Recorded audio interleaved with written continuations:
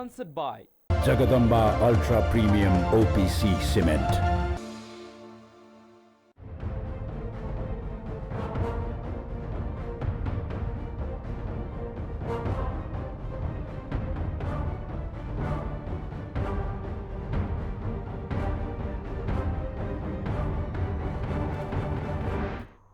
आदरणीय दर्शकवृन्द नमस्कार। Accuracy, balance, credibility, यो हो एबिसी न्युज र एबिसी न्युजमा यति बेला यहाँहरू हेर्दै हुनुहुन्छ कार्यक्रम एबिसी वाच। साथमा छु म अर्जुन लिम्बू।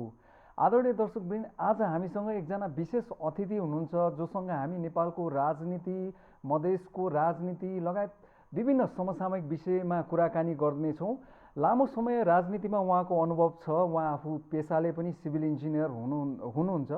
उहाँ चाहिँ अहिले जनता प्रगतिशील पार्टी, जसको अध्यक्ष चाहिँ हृदय त्रिपाठी हुनुहुन्छ, त्यो पार्टीका वरिष्ठ उपाध्यक्ष हुनुहुन्छ डाक्टर शिवजी यादव। यहाँलाई एबिसी न्युजमा हार्दिक स्वागत छ सर। धन्यवाद।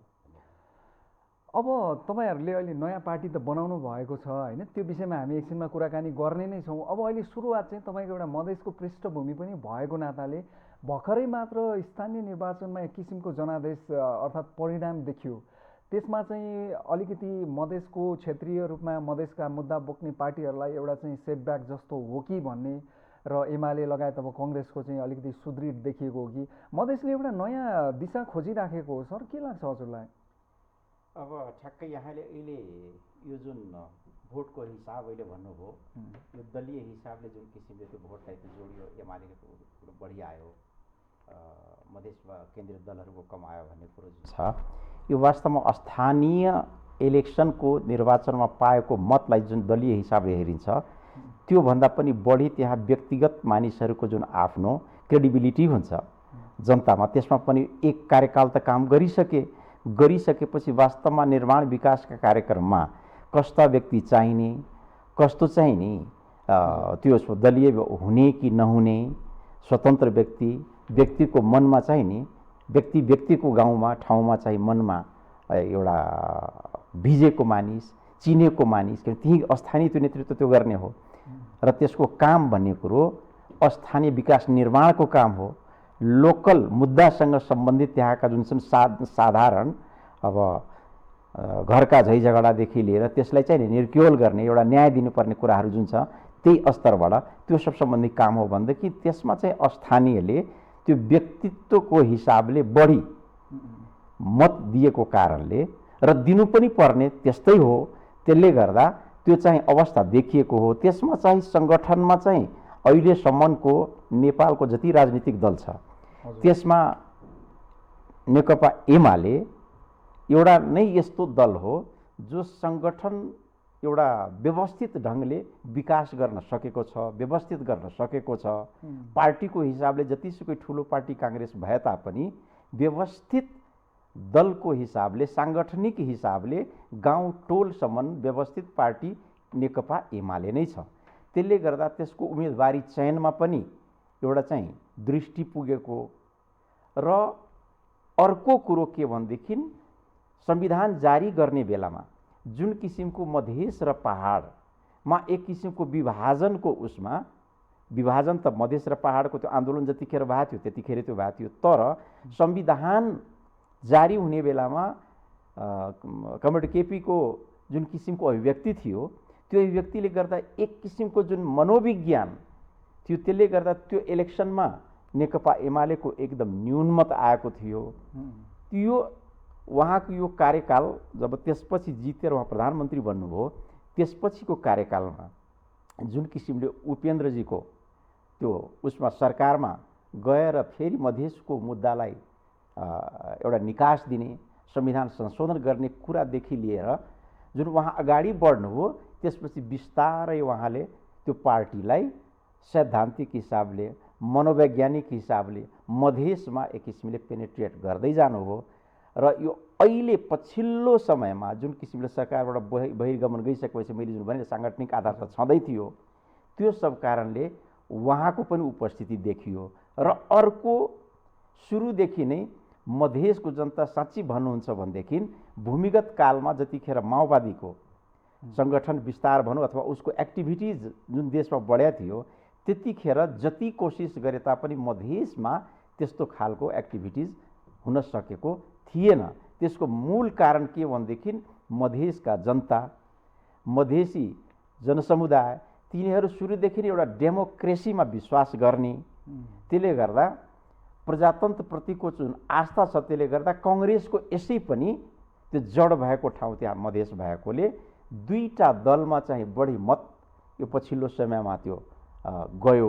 अब जस्तो उपेन्द्रजी र अब राजेन्द्र महतो अर्थात् महन्त ठाकुरजीहरूको जुन छ नि त्यसलाई चाहिँ कसरी एनालाइसिस गर्नु? अब त्यसलाई एनालाइसिस के हो भनेदेखि उहाँहरूले जुन किसिमले मुद्दा उठान गरेर आउनु भएको थियो, संविधानमा आएर काम नभएको होइन, नगरेको उहाँहरूले होइन, तर उहाँहरूको एउटा चाहिँ यो नेतृत्वहरूको आफ्नो पर्सनल एउटा इगो अथवा पर्सनल स्वार्थ भनौँ, त्यो स्वार्थ लिप्सामा उहाँहरूको जुन मानिसहरूले केही त्रुटि देखे त्यो कारणले अलिकति वितृष्णा भयो। यिनीहरू मुद्दाको लागि, जनताको लागि मात्रै होइन कि आफ्नो स्वार्थ पुरा गर्न लागि आएका छन् कि भन्ने खालको त्यो पर्यो। र त्यो पनि नि यो निर्वाचनभन्दा ठ्याक्क पहिला अलिकति महन्तजीको जुन छवि थियो, उहाँको डेमोक्रेटिक लाइन एउटा काङ्ग्रेसबाट आएको पनि र एउटा चाहिँ नि इमान्दार छविको जुन व्यक्तित्व थियो त्यसको पनि एउटा जुन प्रतिफल पाउने लागेको थियो, त्यो पाउने बेलामा दुईटा अब जसपा र लोसपा एकीकृत भइसकेको थियो। तर विभाजन जुन भयो त्यसले गर्दा मधेसमा ठुलो वितृष्णा भयो र त्यो वितृष्णाको चाहिँ नि अहिले रिजल्ट अहिले देखियो। अहिले यति पनि जुन आएको छ त्यो साँच्ची भन्नुहुन्छ भने नेतृत्वको कसैको उसले भूमिकाले होइन कि एक किसिमको मधेसप्रतिको मायाले अहिले पनि यहाँहरूले जुन किसिमले मधेसवादी, मधेस केन्द्रित मिडियाहरूले जुन उठाइदिइराख्नु भएको छ कुरो, यी दलहरू, त्यसको चाहिँ नि एउटा प्रभाव हो कि यो मधेस केन्द्रित दल हो भनेर जनतामा एउटा त्यो प्रभाव परेको छ। त्यसले गर्दा कहिलेकाहीँ नराम्रो हुँदै पनि राम्रो हुन आउँछ। म त अहिलेसम्म नि वास्तवमा मिडियामा यो जुन कुरो उठिरहेको थियो मधेस केन्द्रित, वास्तवमा यो सबै दल त राष्ट्र केन्द्रित हो, तर त्यसको चाहिँ राष्ट्रिय पार्टी नै हो, तर जनतामा एक किसिमको जुन छाप परेको छ त्यसले गर्दाखेरि होइन यसलाई बचाउनु पर्छ, जोगाउनु पर्छ भन्ने हिसाबले यति पनि आएको हो। नत्र भने यो अवस्था पनि अहिले साँच्ची रहने थिएन। योसँगै अब जोडेर ल्याउँदाखेरि अब तपाईँकै पार्टी जनता प्रगतिशील पार्टी पनि यसपालि जुन स्थानीय निर्वाचन लड्नुभयो, तपाईँहरूको पनि नवलपरासीतिर अब राम्रै नै भयो होला एक दुई ठाउँ होइन। अब अर्को चाहिँ सीके राउतको पनि एउटा राम्रै इनिङ सुरुवात देखिन्छ। यो दुईटा कुरालाई कसरी हेर्नुहुन्छ? आफ्नो पक्ष त छँदैछ सँगै सीके राउतको पनि। अब यहाँले अब हाम्रो पार्टीको जहाँसम्म कुरो गर्नुभयो, ठ्याक्क निर्वाचनको घोषणा जुन भएको थियो र दल दर्ता गर्ने अन्तिम बेलामा त्यसपछि चाहिँ त्यो हामी पुगेका थियौँ। त्यसले गर्दा जस्ट दल दर्ता गरेर हाम्रो केन्द्रीय कमिटी गठन गरेर सोझै सङ्गठन विस्तार गर्नै नपाए, तोक्नै नपाए हामी एकैचोटि चुनावमा हुमिएकोले दलीय हिसाबले हामी चाहिँ अहिलेको बहुदलीय प्रजातन्त्रमा आफ्नो दललाई निर्वाचनमा त लानै पर्यो, तर स्थानीय इलेक्सन दलीय आधारमा हुनु हुँदैन, स्वतन्त्र हुनुपर्छ भन्ने मान्यता राखेर हामी गएकोले बाध्यतावश हामीले दलीय उम्मेदवारी दिएको हो। तर उम्मेदवार चाहिँ स्वतन्त्र हुनुपर्छ, दलीय हुनु हुँदैन। किनभने अघि नै यहाँले जुन कुरा गर्नुभयो नि, कस्तो मानिसहरू आए, जनताले वास्तवमा नि त्यस्तै चाहेको छ। उदाहरणको लागि अहिले बालेनको भनौँ न यहाँको आगमन जुन छ नि, त्यो पनि एक किसिमको त्यही मनोविज्ञान हो जनताको। दलीय उसबाट उकुस मुकुस भएर त्यो स्थानीय उसमा स्वतन्त्रलाई छानेको छ। अब हर्क साम्पाङको तपाईँ उहाँ त्यो कुरा गर्नुहोस्, उहाँहरू जस्तो व्यक्तित्व जुन आउनु भएको छ त्यो भनेको जनताको चाहना हो। त्यो ठाउँमा त्यो पदमा यस्ता व्यक्ति आओस् भनेपछि यी कुरा लिएर पनि दलहरूले चाहिँ नि यसलाई उदाहरण लिनुपर्छ।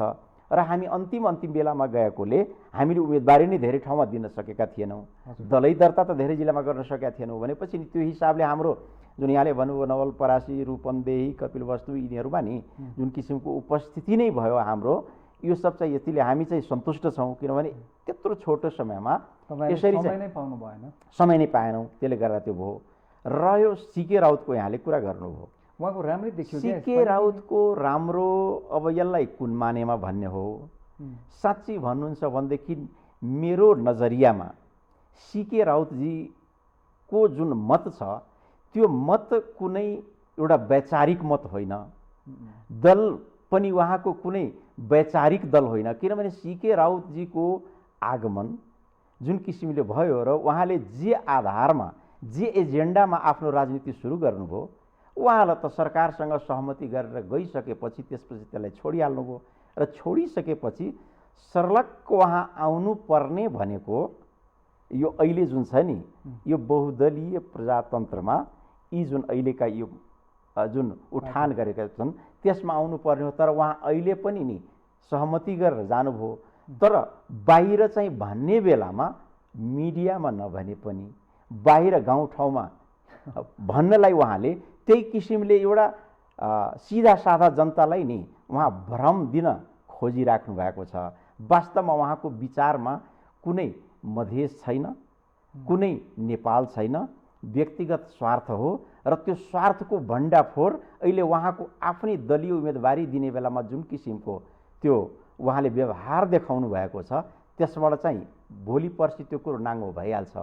त्यसले गर्दा म चाहिँ नि यसलाई धेरै अहिले चिरफार नगरौँ, तर उहाँ चाहिँ नि वैचारिक रूपले शिक्षित मान्छे हो। वास्तवमा नेपाल जस्तो देशमा अहिले मानिसहरूलाई, युवा मानिसहरूलाई, अलि विदेशमा अनुभव भएका मानिसहरूलाई जसले देखेर आएको छ, त्यसले विकास निर्माणको हिसाबले पनि र आफ्नो अनुभवको हिसाबले पनि नि यहाँ चाहिँ योगदान दिनुपर्ने बेला भएको र उहाँले चाहिँ सुध्रिएर आउनुभयो र साँच्चै अहिले एउटा सेक्टरमा पनि मधेसमा पनि यो जातीय क्षेत्रीय यो जुन छ नि भावनाले जुन राजनीतिको विकास भएको छ, यसले मधेसैमा पनि, मधेस मात्रै नभइकन उहाँले त त्यसलाई पनि खण्डित गरेर एक किसिमको जातीय हिसाबले नि तल्लो जाति माथिल्लो जाति भन्ने खालको एउटा जुन छ नि बिहारमा आजभन्दा नि 40औं वर्ष पहिला जुन किसिमको एउटा मनोविज्ञान थियो र त्यहाँको चाहिँ अब गलत परम्परा थियो, त्यसलाई चाहिँ उहाँले आयात गर्नुभयो र त्यो खालको राजनीतिमा उहाँ लागेकोले त्यसको चाहिँ छनक देखिएको हो।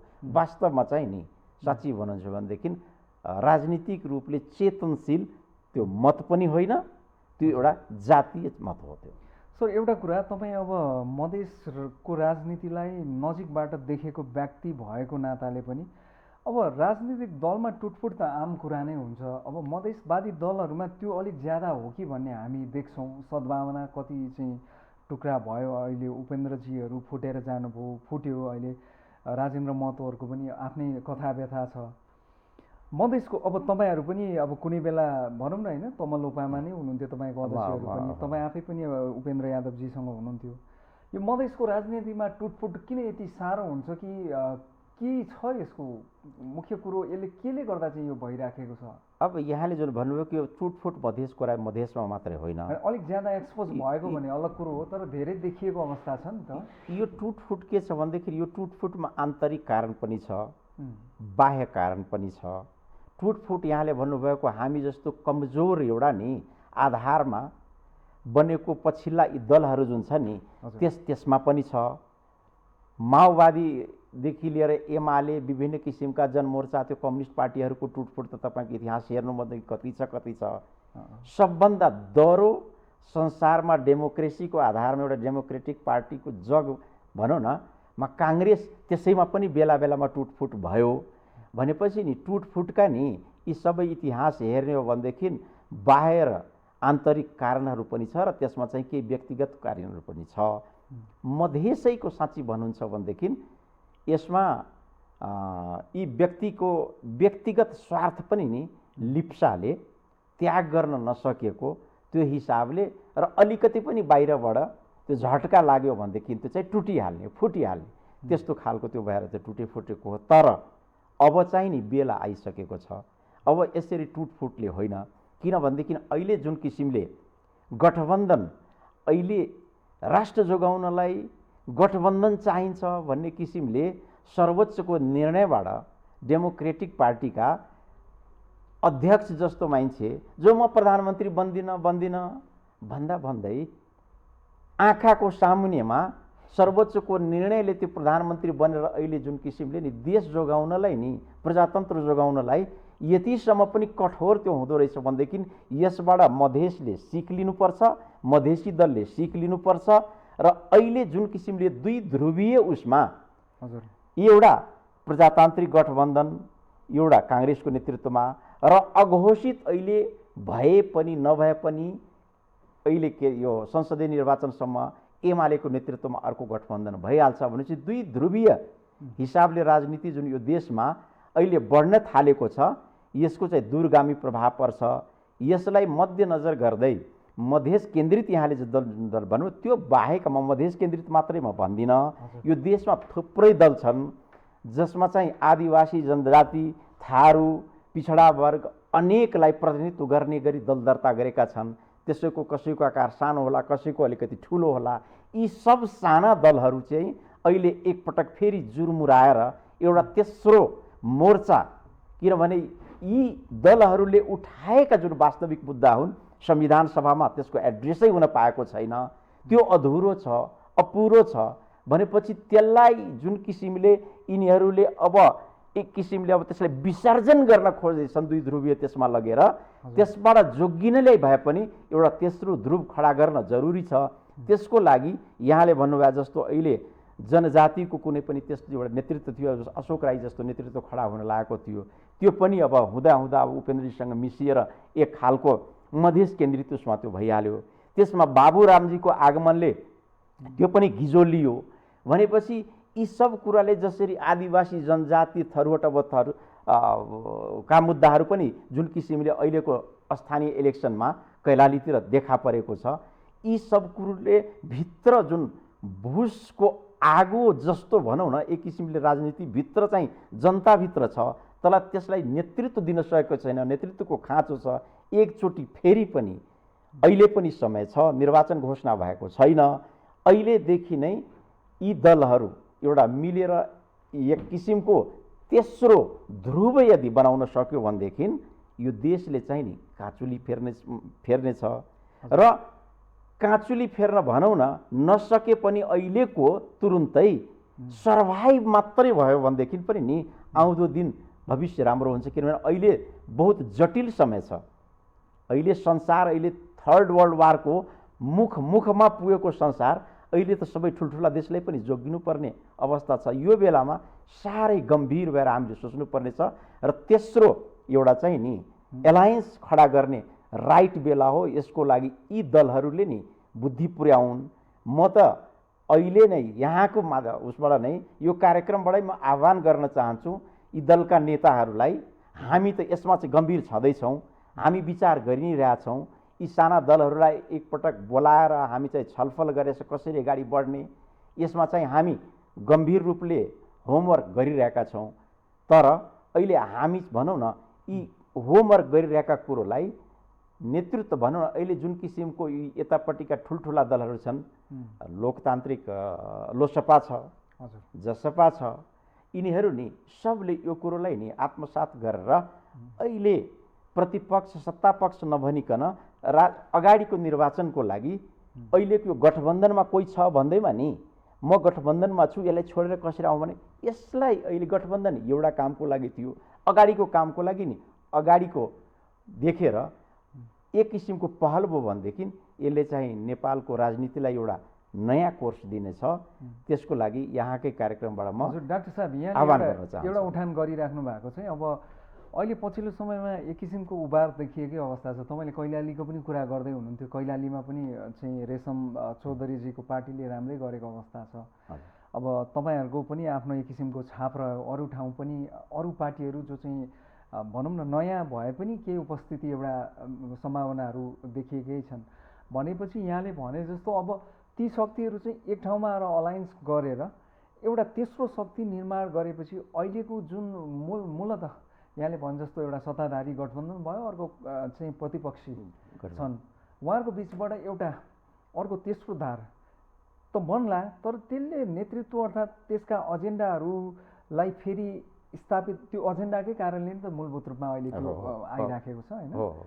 त्यो एजेन्डाहरूलाई चाहिँ फेरि त्यो तेस्रो मोर्चाले अडी टुटफुट बिना चाहिँ एउटा रहेर आफ्नो एजेन्डाहरूलाई चाहिँ फेरि इस्टाब्लिस गर्न सक्ने अवस्थामा चाहिँ होला कि नहोला। हामी कुरा गर्दैछौँ यतापट्टि कङ्ग्रेसको एउटा गठबन्धन छ, यतापट्टि चाहिँ एमालेको गठबन्धन छ, त्यो परिप्रेक्ष्यमा अहिले हेर्नुहोस् साँच्चै नै यदि नेतृत्वहरूले जसरी मैले भने नि जनजाति त्यस्तै अवस्थामा छ, थारूवट त्यस्तै अवस्थामा छ, आदिवासी त्यस्तै छ, पिछडा वर्ग त्यस्तै छ, मुस्लिम त्यस्तै छ, मधेसी त्यस्तै छ, सबै कराइरहेका छन्। सबै जनता एकदमै अहिले जागरुक भइसकेको छ। नेतृत्वमा अलिकति पनि होस र इमान्दारिता हो भनेदेखि यहाँले भने जस्तो आँट मात्रै अलिकति अहिले गरून्, बालेनतिर नजर फर्काउन्। जसरी स्थानीय मुद्दाको लागि बालेनलाई अहिले जुन किसिमले साथ दियो, बालेन र हर्ख साम्पाङ यो चाहिँ नि यिनीहरूको लागि उदाहरण बन्नेछन्। जनतालाई यिनीहरूको उपस्थितिले जगाइसकेको छ र अबको यो मुद्दाको लागि यी दलहरू, त्यो दलहरू अहिले यी स्वतन्त्र व्यक्ति जसरी आएका छन् त्यस्तै यी साना दलको अहिले यो उसमा जिताउनु पर्ने अवस्था छ। जनता हुरुरु त्यो दलको पछाडि आउँछ, त्यो दलको पछाडि आउँछ। म विश्वस्त छु, किनभनेदेखि यो ठुला दलको कहाँ रह्यो र अब आफ्नो दलीय एउटा एजेन्डामा नि उसको जुन छन् आफ्नो सैद्धान्तिक, त्यसमा त कोही गरिरहेको छैन। त्यो दलभित्र पनि नि विभिन्न किसिमको त्यो स्वार्थ। अब काङ्ग्रेस जस्तो दल अहिले देखिराख्नु भएको छ कुन अवस्थामा छ। वास्तवमा दलीय हिसाबकोले त्यहाँ होइन कि व्यक्तिगत हिसाबले शेरबहादुरजीको एउटा व्यक्तिगत र उसको चाहिँ राष्ट्रिय अन्तर्राष्ट्रिय शक्तिको चाहिँ नि जोड बलले उहाँ चाहिँ नि एउटा काङ्ग्रेसको नाममा नि त्यो दल छ। तर वास्तवमा काङ्ग्रेस आफैमा त्यस्तो छ र हामीले मधेसमै देख्यौँ कस्ता कस्ता दिग्गज काङ्ग्रेसका नेताहरूले अहिले आफ्नो वार्डमा पनि नि वडा सदस्य जिताउन सक्नु भएन भनेपछि नि त्यो भित्र नि उनीहरूको त्यस्तो अवस्था छँदैछ। भनेदेखि नि साँच्ची भन्नु चाहिँ राइट टाइममा मानिसले नि त्यो कुनै पनि मुद्दामा आफ्नो त्यो दिन सक्यो, समय दिन सक्यो भनेदेखि त्यो हामीले चाहिँ त्यो त्यसमा चाहिँ एउटा निष्कर्षमा पुर्याउन सक्छौँ त्यो एजेन्डालाई। होइन भनेदेखि फेरि लामो समय लिन्छ। त्यसले गर्दा अहिले चाहिँ राइट टाइम हो। थर्ड एलायन्सको नेतृत्व गर्ने क्षमता फेरि नि अहिले साँच्ची भन्नुहुन्छ भनेदेखि एक हिसाबले उपस्थिति जुन हुन्छ त्यसमा यो मधेस केन्द्रित जुन भन्ने चलन छ त्यही दलकै छ, त्यसमा लोसपाको छ अहिले। र साँच्ची भन्नुहुन्छ भने यस्ता कुरोको अगुवाई त जो प्रतिपक्षमा हुन्छ अथवा सरकार सत्ता पक्षमा गएको हुँदैन त्यसको अगुवाई यदि भयो भनेदेखि जनतालाई अझ बढी कम्फर्टेबल हुन्छ। किनभने सत्ता पक्षको भएको मान्छेले त आफ्नो सत्ता स्वार्थको लागि गर्छ कि भन्ने हुन्छ प्रतिपक्षको लागि। त्यसले गर्दा अहिले लोसपाको चाहिँ नि राइट टाइम छ उठाउने। लोसपाले यो कुरोलाई उठायो भनेदेखि त्यसले चाहिँ नि यसमा चाहिँ एउटा चाहिँ लिड भूमिका लिन सक्छ। होइन भनेदेखि नि लोसपाले यो कुरालाई बुझ्न सकेनौँ भनेदेखि हामी त त्यसमा अगाडि बढी नै रहेका छौँ। हामी यो कुरोलाई यो एजेन्डालाई अगाडि बढाउँछौँ। केही हप्ताभित्रै हामी चाहिँ साना दलहरूलाई नि हामी इन्भाइट गर्छौँ, यसमा छलफल गर्छौँ कसरी अगाडि बढ्न सकिन्छ त्यो हिसाबले हामी अगाडि बढ्छौँ। नत्र भनेदेखि यो देशको जुन अहिले जति जेसुकै कुरा गरे तापनि हामी यो संवैधानिक कुराहरू जुन छ त्यसलाई नै पुरो गरेर एउटा चाहिँ राष्ट्रिय मनोविज्ञान जोड्न सकेनौँ भनेदेखि हिजो जुन किसिमले रवि लामिछानेजीले जुन दलको घोषणा गर्नुभयो त्यहाँको चाहिँ रवि लामिछानेजीको प्रति मेरो जुन एक किसिमको एउटा पत्रकारितामा उहाँप्रतिको जुन एउटा श्रद्धा थियो, सम्मान थियो, हिजो उहाँको चाहिँ नि ओपनिङ मैले राम्रो देखिनँ। किनभने म त ठिकै छ एउटा स्वतन्त्र उम्मेदवारको हिसाबले आफ्नो एउटा नि क्षमता योग्यताले आउने होला भनेको दलै उहाँले जुन घोषणा गर्नुभयो दलको घोषणाको हिसाबले चाहिँ फितलो मलाई लाग्यो। उहाँको अभिव्यक्ति, उहाँको कार्यक्रम पनि कुनै नि ठोस लागेन। हो, राजनीतिमा नयाँ मात्रै त यहाँले भन्नुभयो नि, जो पनि पहिला आउँदा त नयाँ हुन्छ नि, तर दलीय उसमा आउँदाखेरि तपाईँ कुनै पनि कुरो नि त्यसको तयारी बिना अगाडि आउनुभयो भनेदेखि त्यसको चाहिँ नि प्रतिफल ठिक छ। उहाँ सिक्नलाई आउनुभयो भनेदेखि नि सिकाइ होला, तर आशा चाहिँ भरोसा उहाँबाट मानिसहरूले बढी नै राखेको थियो। उहाँको चाहिँ नि हिजोको ओपनिङ मलाई अलिक फितलो लाग्यो। उहाँको जुन पार्टीकै नाममा पनि अहिले विवाद छ नि, त्यो राष्ट्रिय चाहिँ स्वतन्त्र पार्टी भन्ने, स्वतन्त्र उम्मेदवारहरूको चाहिँ भागै खोज्दै स्वतन्त्र शब्द नै अब कुन हिसाबले प्रयोग गर्ने भन्ने खालको दुई खालको स्वतन्त्र हुने भयो, एउटा रविवाला अर्को चाहिँ बाहिरको भन्ने खालको पनि। त्यो स्वतन्त्र पार्टी नाममा आपत्ति जुन आइराखेको छ उजुरीसम्म परिसक्यो नि डाक्टर साहब, यो के हो तपाईँको विचारमा? के भन्नुहुन्छ तपाईँ? अब यो कुरोलाई त यो त टेक्निकल कुरो हो, यसलाई चाहिँ निर्वाचन आयोगले निर्वाचन एकदम कम्पिटेन्ट छ यस्ता कुरोमा। त्यसले गर्दा निर्वाचन आयोग नि यस कुरोमा मलाई लाग्छ यस कुरोको निर्केल निकाल्छ। त्यसमा कसैले त्यो छाप को कुरो, नामको कुरो, अब त्यो दल दर्ता गर्दाखेरि त्यसभित्र जुन सैद्धान्तिक कुरा हुन्छन् ती सब कुरो नि निर्वाचन आयोग कम्पिटेन्ट छ। निर्वाचन आयोगले यसको निर्केल निकालिहाल्छ। यसमा चाहिँ म कमेन्ट नगरौँ, किनभने कसैले अब केही नाम आफ्नो नि सोचेर दियो, उसको स्वतन्त्रता हो। त्यसलाई चाहिँ विधि विधान र संविधानले नि जे त्यो देख्छ त्यसमा चाहिँ निर्वाचन आयोगले चाहिँ नि सही फैसला गर्ला। डाक्टर साहब, अब एउटा कुरा जस्तो हामी मधेसको कुरा नै अब एउटा प्रसङ्ग चाहिँ यसमा जोडौँ। मधेसवादी दलमा मैले टुटफुटको कुरा गर्दाखेरि अब तपाईँले आफ्नै हिसाबले यसको विश्लेषण गर्नुभयो, तपाईँको अभिमत राख्नुभयो। अहिले तपाईँ र म कुराकानी गर्दै गर्दा एउटा ठुलो दल जो सत्तारूढ गठबन्धनमा छ, जसपा जनता समाजवादी पार्टी, उपेन्द्र यादवजी अध्यक्ष हुनुहुन्छ। तपाईँले पनि उहाँसँग काम गर्नुभएको अनुभव छ। दोस्रो संविधान सभामा संविधान जारी गर्ने समयमा तपाईँ उहाँले नेतृत्व गरेको पार्टीबाट संसदमा चाहिँ तपाईँ संविधान सभामा प्रमुख सचेतक पनि रहिसक्नु भएको छ। उपेन्द्र यादवजीसँग फुटेर चाहिँ महन्त ठाकुर र चाहिँ राजेन्द्र महतोहरू गए। अब तपाईँले पनि छोड्नुभयो, त्यो आफ्नो ठाउँमा होला होइन। अहिले फेरि जुन किसिमको त्यहाँ चाहिँ एउटा चाहिँ गिजोली राखेको विवाद चाहिँ उत्कर्षमा आएको, बाहिर छताछुल्ल भएको अवस्था छ। एउटा पार्टी नै होइन भन्ने तहसम्म उहाँहरूकै कार्यकर्ताहरू बोल्न थालेका छन्। टेक्निकल्ली त्यो मात्रै जसपा एक हो अहिलेको अवस्थामा, कि यो एउटा भनौँ न विवादलाई चाहिँ अर्कै लेभलबाट हामीले हेरिराखेका छौँ? तपाईँ एज एन इन्साइडर पनि हो कुनै बेलाको, त्यो हिसाबले यहाँले बडा एकदम गम्भीर प्रश्न उठाउनु भयो। हजुर, म त इन्साइडर मात्रै होइन कि म त त्यो बाबुरामजी, डाक्टर बाबुराम भट्टराई र उपेन्द्र यादवजीको पार्टी, नयाँ शक्ति र यो जति सङ्घीय समाजवादी पार्टी थियो, त्यो जोडिने बेलामै त्यसको चाहिँ एउटा मुख्य कर्ता धर्ता मध्ये म थिएँ। त्यसपछि पनि यो जसपा आउँदा सब जुन बन्यो नि, त्यतिखेर पनि त्यो पार्टी एकीकरण गर्ने मध्येको मेन मान्छे मध्येको म पनि थिएँ।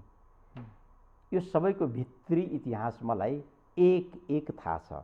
कुनै दिन जतिखेर म नयाँ शक्ति पार्टी र हाम्रो उपेन्द्रजीको पार्टी, हाम्रो पार्टी त्यतिखेर थियो, यो दुईटाको एकीकरण हुने बेलामा यस्तै माउन्टेन टिभीमा जब अन्तिम हुन लागेको थियो, मलाई माउन्टेन टिभीमा यस्तै सोधेको थियो, यो दुईटा व्यक्ति, यो पार्टी जुन छ यो चाहिँ लामो समयसम्म टिक्न सक्छ भन्दाखेरि यो के हुन सक्छ भन्दाखेरि मैले चाहिँ नि त्यतिखेरै भनेको थिएँ, दुईटा व्यक्ति दुईटै इन्ट्रोभर्ट हुन्। उसले पनि खुलेर कुरा गर्दैन, यसले पनि खुलेर कुरा गर्दैन। खुलेर कसैले कुरा नगरिकन कसैले के कुरा त बुझ्न सक्दैन भनेपछि दुईटै चाहिँ त्यस्ता खालका मानिस हुन्। त्यसले गर्दा यी दुईटा मिलेर अगाडि बढ्यो भनेदेखि तपाईँदेखि नै हाल्नुहुनेछ। तर यो चाहिँ नि एउटा साँच्ची भन्नु चाहिँ नेचरको उसले त्यो दिँदैन। तर यो भयो भनेदेखि राजनीतिमा त जे पनि हुन्छ भनेदेखि नि त्यो एकीकरण हुन्छ, यो अगाडि बढ्छ भने वर्तमान अवस्था मैले त्यो देखेको थिएँ। तर मलाई त्यतिखेर पनि शङ्का लागेको थियो, किनभनेदेखि जुन धरातलबाट उपेन्द्रजीको पार्टी आएको थियो र जुन धरातलबाट बाबुरामजी आउनुभएको थियो, त्यो दुईटाको समागम नै त्यहाँ चाहिँ नि आम पब्लिकले त्यसलाई रुचाइरहेको थिएन। तर त्यसमा एउटै कुरामा दुवैजनाले जोड दिइराख्नु भएको थियो, पहाड र मधेसमा जुन विभाजन भयो त्यसलाई इमान्दारी साथ हामी चिर्न खोज्दैछौँ भनेपछि त्यसमा अलिकति मानिसले नि यिनीहरूमाथि इमान्दारी साथ साँच्ची गर्न सकेका छौँ, यो चाहिँ राष्ट्रिय एजेन्डा हो, जोड्नुपर्छ भनेर स्वीकार गरेको थियो। तर त्यसलाई अझ बलियो पार्नलाई जसपा बनाउँदै अगाडि जुन बढ्यो र महन्तजी प्रति जब लोसपा र जसपा बन्ने बेला, यो फुट्ने बेलामा जुन किसिमको अन्याय भयो महन्त ठाकुरजीसँग र जस्तो पीडा भोगेर उहाँ निस्किनु पर्यो र त्यसमा बाबुरामजीको पनि र उपेन्द्रजीको पनि त्यस्तै खालको व्यवहार रहेपछि अब यी दुवैजना प्रति साँच्ची भन्नुहुन्छ भनेदेखि राजनीतिक इमान्दारी यिनीहरूमाथि छैन। यिनीहरूले कसैले पनि नि दयामाया राख्न सक्दैनन् र माओवादीको साँच्ची नै चरित्र जुन छ भन्ने पहिला एउटा चाहिँ भूमिगत कालमा जुन किसिमको त्यो हत्या हिंसामा लागेको मानिसहरूको प्रतिको एउटा मानिसको जुन मनोविज्ञान थियो यिनीहरूको भित्र अझै पनि नि त्यो क्रूरता छँदैछ भन्ने खालको एक किसिमको चाहिँ नि मनोविज्ञान परिसकेको छ। त्यसले गर्दाखेरि नि यी दुईटा मानिस जसले त्यसलाई महन्त ठाकुरजीलाई त्यसरी पाखा लाउन सक्छन्, अब यी दुईटाकै बिचमा परेको छ। साँच्ची भन्नुहुन्छ भनेदेखि उहाँहरू एक ठाउँमा हुनुहुन्न, टेक्निकली एक ठाउँमा हुनुहुन्छ, पार्टी विभाजनको उसमै छ। अब दुवैजना विभिन्न हिसाबले नि आफ्नो नापतोल गर्दै हुनुहुन्छ। अहिले वैधानिक हिसाबले पार्टी फोड्न नमिल्ने भएर मात्रै उहाँहरू चाहिँ नि कानुनी रूपले पार्टी फोड्न नमिल्ने भएर मात्रै उहाँहरू एक ठाउँमा हुनुहुन्छ। कानुनी रूपले ठाउँ पाउने बित्तिकै जुन दिन कानुनले उहाँहरूलाई साथ दिन्छ अलग हुने, त्यो दिन उहाँहरू अलग अलग भइहाल्नुहुन्छ। साँच्ची भन्नुहुन्छ भनेदेखि संविधानमा जतिखेर हामी संविधान बनाउने बेलामा यी दलहरू धेरै नफुटुन् भनेर 40 र 60 को त राखेको थियो नि, संसदीय दलमा पनि र पार्टीको केन्द्रीय सदस्यमा पनि 40 कम्तीमा नि यो र यो दुईटैमा 40% ल्याएपछि मात्रै फोड्न पाउने भन्ने थियो।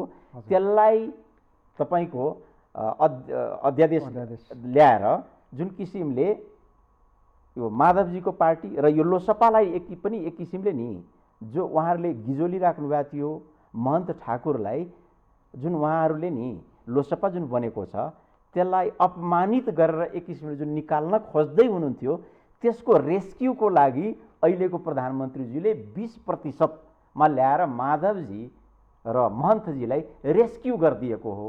रेस्क्यु गरेर फेरि उहाँले जुन फर्काउनु भयो, त्यो फर्काएपछि त्यसले त्यो जुन अध्यादेश ल्याउनु भएको थियो त्यसले फिर्ता लिनुभयो। फिर्ता लिएपछि पुरानो जुन व्यवस्था थियो त्यसलाई अझ कानुनी रूपमा चाहिँ एउटा जुन जगाउनु पर्ने थियो त्यो नजागिसकेकोले अहिलेको अवस्थामा कुनै पनि दल फुट्ने कानुनै नभएकोले उहाँहरू फुट्न नसकेको हो, नत्र भनेदेखि उहाँहरू फुटिसक्नुहुन्थ्यो। अहिले कानुनी अडचन छ, संसद चलिरहेको छ, संसद चलिरहेको बेलामा नि अध्यादेश पनि ल्याउन मिल्दैन। त्यसले गर्दा अहिले सरकारमा भएको दलको चाहना पनि फुटोस् भनेर पनि नि यो अहिले संसद चलिरहँदासम्म यो पार्टी फुट्न सक्ने अवस्था नभएकोले मात्रै यो पार्टी जोगिएको हो। जुन दिन यो संसदको भनौँ न बैठक स्थगित हुन्छ त्यतिखेर नि कुनै रात तपाईले नि यो अध्यादेश आयो र त्यो अध्यादेश आएपछि त्यसको आधारमा यो दल फुट्यो भने तपाईँ समाचार सुन्नु भनेदेखि नि अन्यथा नहोला।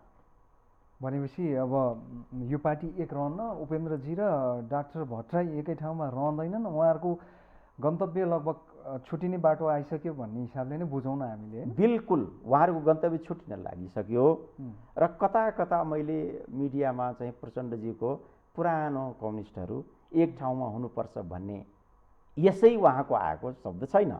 किनभने प्रचण्डजी जे भए पनि यो देशको अहिले पनि नि यो देशको नेता उहाँ नै हुनुहुन्छ एक नम्बरको। प्राविधिक हिसाबले सरकार जसले चलाए पनि, मान्यताको हिसाबले जो भए तापनि, नेताको हिसाबले नेतृत्व गर्ने पहिलो स्थानमा उहाँ हुनुभएकोले उहाँको आएको कुनै पनि शब्द त्यति हल्का हुँदैन, त्यसमा गम्भीरता हुन्छ। भनेपछि केही न केही झझल्को बाबुरामजीको अहिले फेरि पनि यो 12 बुँदे सहमति भन्दा पहिला उहाँहरूको एक खालको जुन गठजोड थियो, फेरि कता न कता उहाँहरूको भित्री होमवर्क फेरि त्यही पुराना कुराहरूको याददास्तले सताइरहेको र फेरि हामी नि एक ठाउँमा हौँ भन्ने खालको होमवर्क त सुरु भएको होइन भन्ने झझल्को हामीलाई आइरहेको छ। सरले त्यसो भन्दै गर्दा त मलाई के कुरा स्मरण भयो भने मान्छेहरूले कसरी पनि हेरिरहेछन् भने त्यो जनता समाजवादी पार्टीमा चाहिँ जो हुनुहुन्छ वास्तवमा हेर्दा त्यो कति राम्रो देखिएको छ, तराई मधेस जनजाति सबै समेटिएको छ होइन। डाक्टर भट्टराई, त्यसै गरिकन वरिष्ठ नेतामा यता हाम्रो अशोक राईजी होइन, जनजातिको पनि प्रतिनिधि उपेन्द्र यादव आफै भइहाल्नुभयो। तपाईँले चाहिँ अहिले तपाईँले भनेको कुरा जोड्दाखेरि यहाँले भन्नुभयो प्रचण्डजीसँग पुनर्मिलनको सम्भावना भट्टराईजीको। मान्छेहरूले फेरि डाक्टर यता हाम्रो अशोक राईलाई चाहिँ फेरि एमाले पुरानै घर फिर्ती भन्दैछन्। दुवैजना आफ्नो आफ्नो घर फिर्ता फिर्ता हुने अवस्थै हो त। बिल्कुलै हेर्नुहोस्, म त नि यहाँले वास्तवमा अब अशोक राईजीको कुरो ल्याइहाल्नु हो। अशोक राईजी जस्तो भद्र नेता, उहाँ जस्तो सहनशील नेता, उहाँ चाहिँ नि ले वास्तवमा भन्नुहुन्छ भनेदेखि उहाँ त आफ्नो घर फर्किनु हो भनेदेखि नि कुनै अन्यथा लिनु पर्दैन। तर दुर्भाग्य के भनेदेखि उहाँ त्यस्तो घरबाट निस्किनु भएको जतिखेर भर्खर एउटा पक्की घर बनाएर रङरोगन गराएर एउटा चाहिँ त्यसको इन्जोय लिनुपर्ने थियो, त्यो चाहिँ उहाँ फर्किने बेलासम्म नि छत चुहेको हुन्छ, भित्ता फुटेको हुन्छ, फेरि उहाँले चाहिँ नि त्यहाँ गर्नुपर्ने हुन्छ। हो, जनजाति सबभन्दा नि मैले भने नि जनजाति मधेसी थारू तिनीहरूलाई अहिले पनि हरेक ठाउँमा त्यही हिसाबले उपयोग गर्न खोजिँदैछ। फेरि पनि नि हाम्रो उहाँलाई नि त्यो किसिमले नि उपयोग गर्न खोज्दैछन्। अब उहाँलाई नि ठिकै छ, उपयोग गरे पनि नि म त्यो ठाउँमा गएपछि नि यसलाई बनाउँछु कि भनेर नि एउटा नि अब त्यो अवस्थामा पुगेर नि पुरानो मायाले उहाँ फर्किनु होला, जानु होला विभिन्न कारणले। तर त्यसले चाहिँ नि उहाँको सोच जुन हिसाब जे कारणले निस्किनु भएको थियो त्यो सोच चाहिँ उहाँबाट पुरा हुँदैन। उहाँमा यदि हिम्मत र आँट छ भनेदेखि उहाँ जतिखेर एमाले छोडेर निस्किनु भएको थियो, उहाँको पछाडि 10 जना मात्रै मानिस किन नहोला, तर उहाँ चाहिँ नि त्यही म आफ्नो एजेन्डा बोकेर यही जनजातिको लागि यही पार्टी म अगाडि बढाएर लिएर जान्छु र जति मर्ने बेलासम्म जति सक्छु त्यति गर्छु भनेदेखि अशोक राईलाई म यो देशको नेताको रूपमा म बाँचुन्जेल सम्झिनेछु। होइन भनेदेखि उहाँ फेरि त्यहाँ जानुभयो भनेदेखि एउटा कार्यकर्ता नै हुनुहुनेछ। डाक्टर साहब, एउटा महत्त्वपूर्ण विषय खास गरिकन अब यो चाहिँ अहिले बजेट अधिवेशन चलिराखेको छ। बजेट पछाडि लगत्तै चाहिँ एउटा निकै नै भनौँ न एउटा बहसको विषय हुने गरेको एउटा तातो बहसै बनिराखेको छ वर्षौँदेखि यो नेपाली कन्टेक्स्टमा। नागरिकता विधेयक सुन्छ नि, त्यसलाई चाहिँ टेबल गर्ने भन्ने कुरा पनि सुनिँदैछ। अध्यादेश मार्फत ओलीजीले प्रयास पनि गर्नुभएको हो, अदालतले त्यसमा आफ्नो किसिमको फैसला गर्यो। अब के छ सर, एकजना तराईकै मधेसकै चाहिँ एकजना नेताले भर्खरै मात्र भनेको सुने कि नागरिकताको कारणले चाहिँ तराईका चाहिँ कति युवाहरूको विवाह नै पनि हुन छोड्यो भनेर उहाँले, अब त्यो कति मार्मिक छ आफ्नो ठाउँमा होला, त्यो पनि हामीले स्टेटमेन्ट संसदमा सुन्यौँ होइन। के छ सर यो अध्यादेशको भनौँ विधेयकको, नागरिकता विधेयकको विषयमा तपाईँको? होइन, विधेयक त्यो चाहिँ ल्याउनु पर्छ। यो आएको पनि हो, केपीजीले ल्याएको विधेयक चाहिँ नि त्यो अध्यादेश हुनै थियो। यसलाई विधेयककै रूपमा पनि नि ल्याएर यसलाई चाहिँ नि त्यो पारित गर्नुपर्छ, यो संशोधन गर्नुपर्छ। किनभनेदेखि नि यो नागरिकताको सवाल धेरै गिजोलिसक्यो, यसैमा धेरै राजनीति भइसके। त्यसले गर्दा नि यही एउटा कारणले नि साँच्ची भन्नुहुन्छ भनेदेखि गलत मानिसहरू यसैले यही अभावमा ऊ आफ्नो स्वार्थ सिद्ध गर्न अनेक हिसाबले गरेकै छ। त्यसको नाउँमा जेन्युन नागरिकता पाउने मानिसहरू दुःख पाइरहेका छन्। त्यसले यो विधेयक ल्याएर हामीले छिटोभन्दा छिटो समाधान गर्नुपर्छ। र मलाई जहाँसम्म लाग्छ यो सरकार पनि गम्भीर छ। अहिले यहाँले भन्दै गर्दा अहिले लोकसभाको पनि त्यही अहिले उहाँहरूको जुन वार्ता चलिरहेको छ त्यसमा यो विधेयक कम्तीमा तपाईँ अगाडि ल्याइदिनुहोस्। जुन यो अध्यादेशबाट आएको थियो त्यसलाई होइन कि पहिल्यै पनि त्यो विधेयकको रूपमा पनि आएको थियो नि, त्यसलाई चाहिँ विधेयकको रूपमा ल्याइदिनुहोस्, यसलाई पास गरिदिनुहोस् होइन। र हामी सरकारमा आउँछौँ भन्ने खालले पनि भइरहेको छ। त्यसले गर्दा यो सिरियस नै छ र यो जेन्युन पनि छ। त्यसले गर्दा यो भयो भनेदेखि यसलाई त्यति अन्यथा लिनु पर्दैन। अनि यसले धेरै समय लिइसक्यो नि होइन, धेरै समय लिइसक्यो र यसबाट धेरै मानिसहरूले दुःख पाइसके। अहिलेसम्म यसको कारणले बिहेबारीको त कुरै छोडिदिउँ, रोजी रोटीको सवाल मानिसहरूको जुन छ नि त्यसमा पनि नि धेरै, किनभने कुनै पनि चिज नागरिकता बिना त यहाँ तपाईँ नि पाइला चल्न कि कुनै पनि केही आधिकारिकता पाउन सक्नुहुन्न। त्यसले गर्दा यो चाहिँ नि गाह्रो यो मधेसको लागि मात्रै होइन, यो पहाडको लागि पनि हो, जनजातिको लागि पनि हो, बाहुनको लागि पनि हो, छेत्रीको लागि पनि हो। पहाडी जिल्लामा मधेसभन्दा बढी साँच्ची भन्नुहुन्छ भनेदेखि देखाउने गरेको मधेसलाई हो। दुःख चाहिँ नि पहाडी तपाईँको साँच्ची भन्नुहुन्छ भनेदेखि पूर्वाञ्चलका जिल्लाहरूका जुन छन् नि उतातिरका मानिसहरू पनि त धेरै यसबाट पीडित छन् नि। त्यसले गर्दा यो चाहिँ पहाडमा पनि समस्या छ, मधेसमा पनि समस्या छ। यो चाहिँ आउनै पर्छ र यसलाई अब यो त्यही यो बजेटको सेसन देखाएर त्यो जे गरे तापनि नि अहिले यही सेसनमा चाहिँ नि यो ल्याएर साँच्ची भन्नुहुन्छ भनेदेखि नि समाधान गर्यो भनेदेखि मलाई लाग्छ यो हुन्छ पनि। र एउटा चाहिँ नि ल्याउने म सम्भावना कहाँ देख्छु भनेदेखि आफ्नो दलीय स्वार्थको लागि पनि अहिले लोसपालाई सरकारमा ल्याउन सके भनेदेखि मधेसमा फेरि हाम्रो सिक्का जम्छ कि भन्ने काङ्ग्रेसले चाहिँ नि एक किसिमको सकारात्मक त्यो जान्छ कि भन्ने हिसाबले पनि नि मलाई लाग्छ शेरबहादुर देउवाजी यसलाई समाधान गर्नुहुन्छ। एउटा प्रसङ्ग जीविकासँग प्रत्यक्ष सरोकार राख्ने यो एउटा पेट्रोलियम पदार्थको जुन किसिमको भइराखेको छ नि नेपालको कन्टेक्स्टमा, अब यो एकदमै रेकर्ड ब्रेकिङै छ यसको जुन प्राइस जसरी बढिराखेको छ। पेट्रोल चाहिँ तपाईँको 179 रुपियाँ पुगेको अवस्था छ, बढेकै अन्तर्राष्ट्रिय मूल्य समायोजनको कुरा छ, हाम्रो कन्ट्रोलमा छैन भन्छ सरकारले पनि, आयल निगमले पनि। जनता त अत्यन्त मारमा पऱ्यो नि त सर। अब यसमा केही न केही विकल्प खोज्ने हाम्रा चाहिँ अब हामी चाहिँ जलस्रोत अरू हाइड्रो हिसाबले चाहिँ सम्पन्न छौँ भन्छौँ, तर अब त्यतातिर पनि पर्याप्त चाहिँ हाम्रो कोसिस भएको अवस्था छैन। अब यो एकदमै गाह्रो अवस्था सिर्जना भएको छ नि सर। यसलाई कसरी हेर्नु भएको छ तपाईँले? अब यसलाई साँच्चै तपाईँले बडा गम्भीर प्रश्न उठाउनुभयो। र अहिले यो पेट्रोलियम पदार्थ यो अहिलेसम्म संसारको राजनीति यी पेट्रोलियम इनर्जी खास भन्यो भने एउटा इनर्जीको माध्यम न यो पेट्रोलियम पदार्थ, ग्यास, पेट्रोल, यिनीहरू, विद्युत, इनर्जी यो सबभन्दा इम्पोर्टेन्ट कुरो हो। अहिले जुन युरोपमा लडाइँ चलिरहेको छ त्यसमा साँच्ची भन्नुहुन्छ भनेदेखि नि यही इनर्जीकै कारणले अहिले चलेको पनि छ र वर्ल्ड वार हुन नसकेको कारण पनि यही स्वार्थले छ। आज जर्मनी र फ्रान्सको जुन किसिमको रसियाप्रतिको नाटोको त्यसमा हुँदाहुँदै पनि जुन किसिमको एक किसिमको अहिले चाहिँ नि खुलेर समर्थन गर्न नसक्नु, रसियाको विरुद्धमा जान नसक्नु भनेको त्यहाँ पनि नि उनीहरूको यस्तै स्वार्थ जुटेको छ। ग्यास बिना, रुसको ग्यास बिना जर्मनीको चाहिँ नि भान्सा चाहिँ नि त्यो भात पाक्दैन, त्यहाँको जाडोमा जाडो छल्न सकिँदैन भनेपछि विभिन्न उद्योग धन्दाहरू चलाउन सकिँदैन। यस्ता कुरोहरू जेलिएको छ।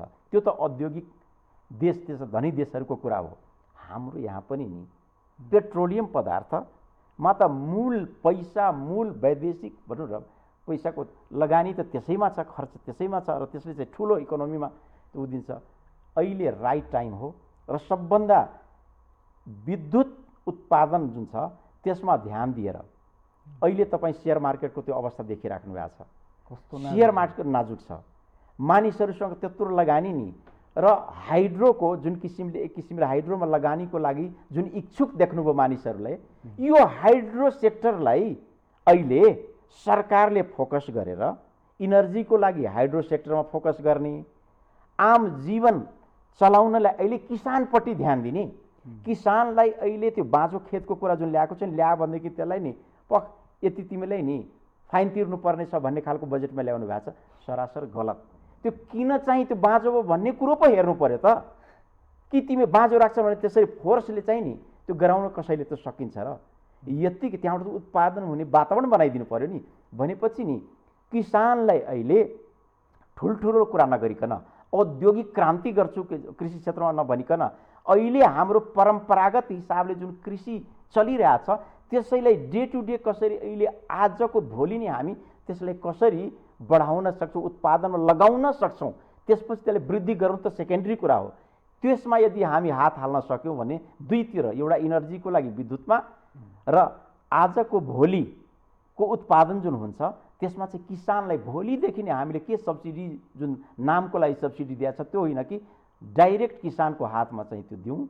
मलको लागि जुन अवस्था छ ल्याउनलाई तपाईँले देखिराख्नु भएको छ, खुल्ला बोर्डरमा हामी कानुनी रूपमा एउटा चाहिँ दुई देशको बिचमा म्युचुअल अन्डरस्ट्यान्डिङको बिचमा हिसाबले यदि हामी बिना पासपोर्ट भिसा खुल्ला एक देशबाट अर्को देशमा हामी तरकारी किन्न जान पाउँछौँ, घुम्न जान पाउँछौँ भनेदेखि आफ्नो खेतबारीमा मल यता पाउँदैन भनेदेखि छर्नलाई तपाईँको 10 किलो मल लिएर आउनलाई त एकदमै सहज हिसाबले आउन दिने वातावरण बनाइदिनु पर्यो।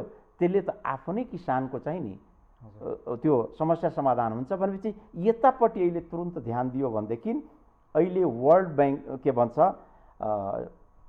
के वर्ल्ड फुड प्रोग्रामवालाहरूले जुन किसिमले भनिरहेको छ क्राइसिस, उक्रेनको अन्न नआउँदा, रुसको अन्न नआउँदा र इन्डियाले जुन किसिमले घोषणा गरिसके, अहिले वर्ल्ड फुड प्रोग्रामवालाहरूले जुन किसिमले इन्डियालाई भन्दैछ तपाईँ कम्तीमा आफ्नो उत्पादन चाहिँ नि संसारमा चाहिँ नि निर्यात गर्ने किसिमले बढाइदिनुहोस्, नरोक्नुहोस् भन्ने हिसाबले भनेपछि नि यसबाट हामीले नि सिक लिनु पर्दैन। हामी त अहिलेदेखि नि त्यतापट्टि यदि ध्यान दियो भनेदेखि त्यो पेट्रोलियम पदार्थको अहिले त 200 आज भएको छ।